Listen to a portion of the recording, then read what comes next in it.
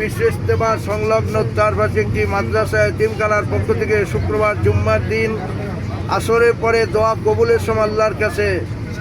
যদি সম্ভব হয়, যাদের মা নাই বাবা নাই, এতিম বাচ্চারা এই মাদ্রাসায় পড়াশোনা করে লালিত পালিত, আপনাদের সাহায্যের ওসিলায় শাবান মাস দোয়া কবুলের মাসে আমার প্রাণ প্রিয় ভাইরা, যুবক বাবারা, সম্মানিত মা বোনেরা,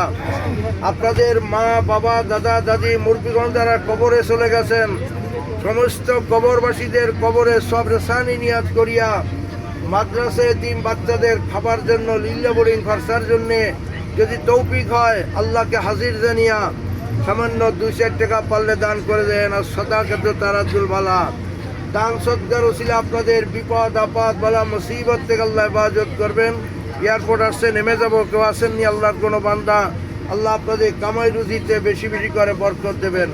আমরা মরে যাব, দুনিয়ায় চিরস্থায়ী থাকবো না। আল্লাহর জমিনে মাদ্রাসা থাকবে, মসজিদগুলো থাকবে, আমলটুকু নিয়ে